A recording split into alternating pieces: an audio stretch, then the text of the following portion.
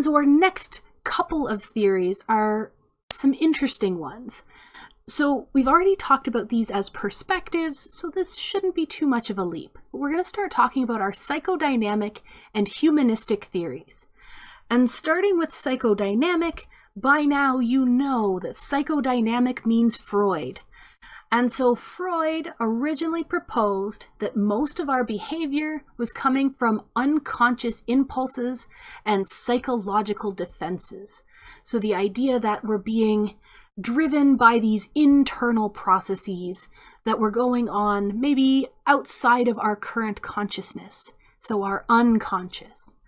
And so the impulses, those unconscious impulses, are things that want to be expressed, things that want to get out, and our defenses are trying to keep those impulses at bay. So we have deep, dark urges that want to be expressed, but we know that that's not socially acceptable, so we push back those urges and defend ourselves. And again, it's Freud, so it's weird. That is totally okay. This is not what we're looking at as modern psychodynamic theory, but we'll get there. And so the idea here is that the conflict between our impulses and our defenses is producing this sort of manic energy that needs to be released, where we have to let off some of the steam created by these conflicts. And so our behavior is then motivated to try and funnel this energy from the conflict into some kind of socially acceptable output.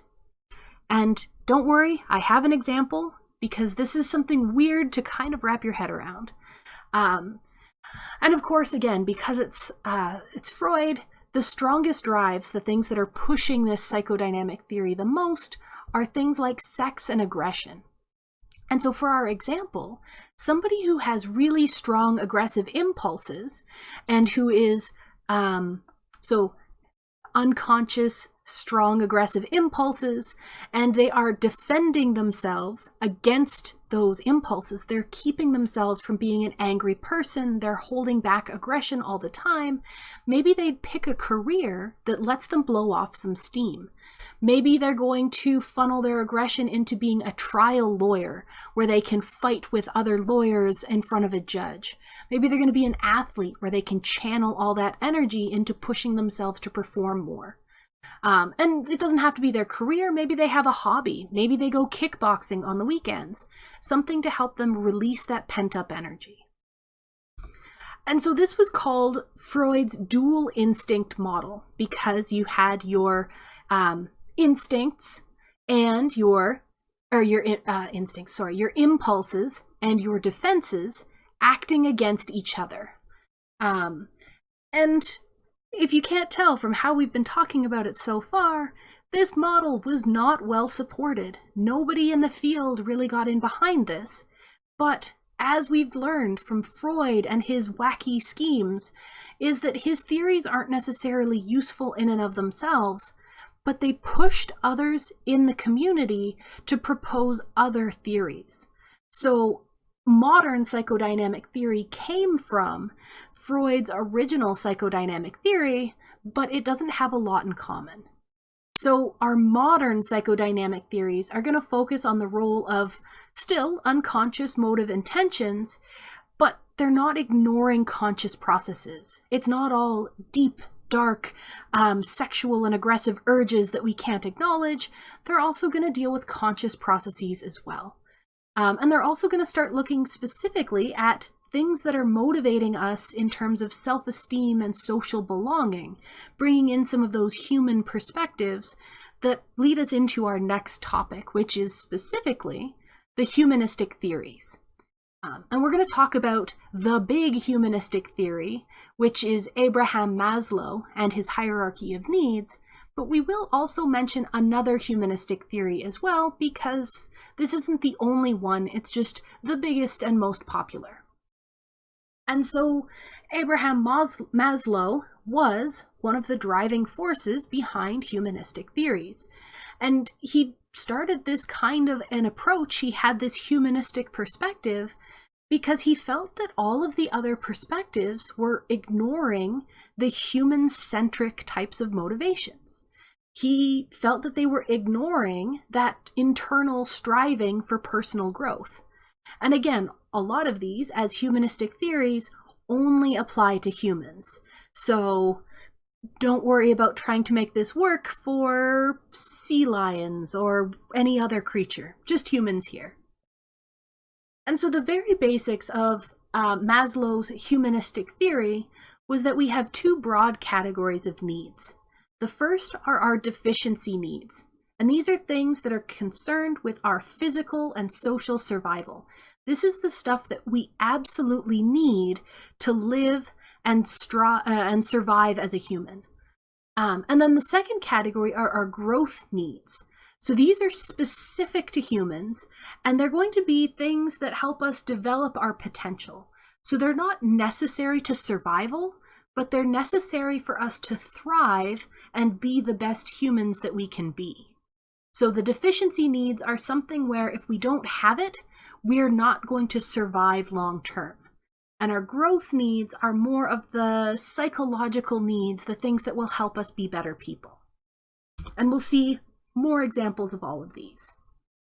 And so Maslow took these two types of needs, our deficiency and our growth needs, and arranged them on a need hierarchy, which is why I talk about Maslow's hierarchy of needs, which we actually see on the next slide. And our deficiency needs, the things core to our survival, are located at the bottom. They're forming the basis for the rest of this hierarchy. And our growth needs then get located at the top. And so the idea is that once you can satisfy your basic physiological needs, the things that you need to survive, you can work your way up to the next tier of needs. So you work your way up this pyramid of things that you require. And then the end goal, the thing at the very top, what you're striving for is self-actualization, which is a very abstract term that means something along the lines of becoming the best person that you can be. And so here's an example of one of the hierarchies of needs. And I say one of because if you start Googling images for Maslow's hierarchy of needs, you'll find a bunch of the same basic shape, but different textbooks tend to divide these categories up differently.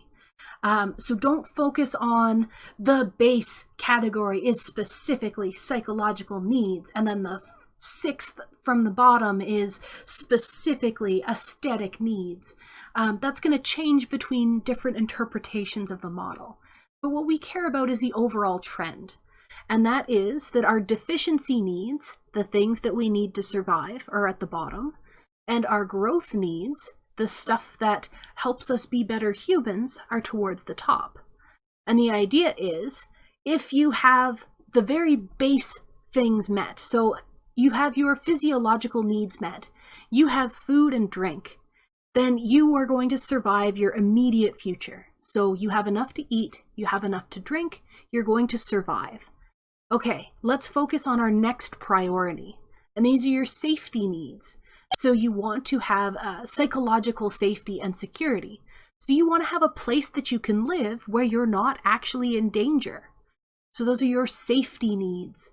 And if you have that met, then you can move to the next category, where you can get belongingness and love needs. So surrounded by people who appreciate you for who you are. And so on and so forth. And we get then into our growth needs, where it's things like cognitive needs, the ability to seek knowledge and understand what's going on, or aesthetic needs, to surround yourself with beauty and things that make you happy. So you progress up this pyramid as you meet all of the needs that fall below whatever tier you're at. But if one of these lower tiers is met, so we're actually running into a situation like that right now, where our safety needs are starting to be disrupted. People are worried about their safety and where they should be and what they should do. And if you're worried about your safety, then finding a beautiful place is less of a concern. You have to focus regress back to a lower tier and deal with that need before you can focus on other things. So you have to prioritize the things that are lower on this hierarchy in order to progress and survive. And of course, critically thinking, this isn't necessarily the be-all and end-all explanation of human motivation. The first thing that we have against this theory is self-actualization as a goal is really vague. Like, what does it mean to be the best human you can be? How do I self-actualize? How do I know that I've achieved that? Can you achieve that? That's a really tough one. And so a lot of people, even within this humanistic perspective, don't like that as a final goal. We also, again, have problems where this hierarchy can't explain behaviors that go against the ranking of needs. Again, diets throw a wrench into our machine here, where people go hungry, they lose the very base of our pyramid in order to lose weight. But this tells us that if you are hungry, if you don't have enough food, then you can't worry about any of these other things. And yet people who are dieting do it all the time. In more extreme cases, we have prisoners of war, people who have been captured during wars, who will endure torture, who are having their safety needs disrupted in order to protect their comrades, people that they value for, if we go back here, for people who are, their belongingness. There are people that are part of their company, their family. So we have lots of examples where behaviors don't quite follow this hierarchy, but it's a decent framework to start with, which is why we talk about it. And then, as promised, we have another humanistic theory, and this is the self-determination theory. And this is the idea that you need these three broad categories. You need fulfillment in each of these categories to feel like you are living the fullest life that you can live. So the first of these is competence. So you have to have the opportunity to develop your own skills, to become competent in a particular task, and be able to show that competence by meeting trials. So you're going to encounter tough situations, and you're going to thrive because you have the skills to succeed in that situation. You also need autonomy. The idea that your actions have consequences and that you can have self-determination. You have your own, you can make decisions that matter to yourself. So what you do matters, and it can have influence on your environment. And then the third broad category is relatedness, which is that you have meaningful bonds with other people. So you have to be able to have friends, comrades, colleagues, people you can talk to. And if you can meet all three of these broad categories, then you have fulfilled your purpose. You have sort of basically the equivalent of having achieved self-actualization. So if you satisfy all three of those needs, you've reached that fulfillment. And if you are deficient in any of those three categories, then there are both psychological and physiological consequences. So if you don't have people around who you can talk to, you're going to feel lonely. Maybe you're going to start feeling depressed. Autonomy, if no matter what you do, the outcome is always the same, or you're not given a chance to show your competencies, then you're not going to feel fulfilled in life. And again, humanistic theories end up kind of difficult to describe, but that's why we lump them all together at the end. It's just interesting to consider how you can look at motivation from those perspectives. So the next slide is actually a collection of resources for you guys. So if you want to get a little bit more detail on incentive theories, or the difference between intrinsic and extrinsic motivation, or a video on specifically the hierarchy of needs, or just an overview of motivation as a whole, these are all YouTube videos that I've put together that can give you a little bit of extra information. So I don't want to take a ton of time watching a bunch of videos, but if that's something you feel like you'd benefit from, then you are more than welcome to go in and take a look at these videos yourself.